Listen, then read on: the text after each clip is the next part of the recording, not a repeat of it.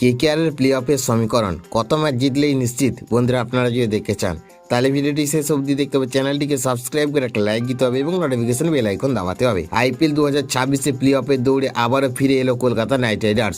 Sunrisers হায়দ্রাবাদের বিরুদ্ধে 7 উইকেটের জয়ে তাদের জন্য বড় স্বস্তি নিয়ে এসেছে। হায়দ্রাবাদের রাজীব গান্ধী আন্তর্জাতিক ক্রিকেট স্টেডিয়ামে হওয়া এই ম্যাচে কেকেআর দুর্দান্ত পারফরমেন্স করে। প্রথমে ব্যাট করে হায়দ্রাবাদ 166 রান তোলে। কলকাতার হয়ে বরুণ চক্রবর্তী 3 উইকেট নেন আর সুনীল নারায়ণ, কার্তিক ত্যাগী 2টি করে উইকেট তুলে নেন। জবাবে ব্যাট করতে নেমে কেকেআর 18.2 ওভারের লক্ষ্য পূরণ করে ফেলে।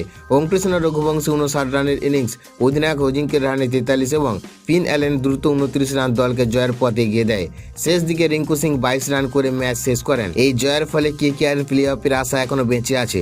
বর্তমানে 9 ম্যাচে তাদের সংগ্রহ 7 পয়েন্ট। তবে সামনের পথটা সহজ নয়। প্লে অফের জায়গা নিশ্চিত করতে হলে অন্তত 17 পয়েন্ট দরকার।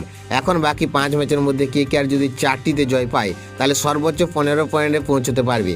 সেই ক্ষেত্রে তাদের ভরসা রাখতে হবে নিট রান রেটের উপর। আগামী 16ই মে গুজরাট টাইটান্সের বিরুদ্ধে গুরুত্বপূর্ণ ম্যাচে জিততে পারলে তাদের সম্ভাবনা আরও বাড়বে।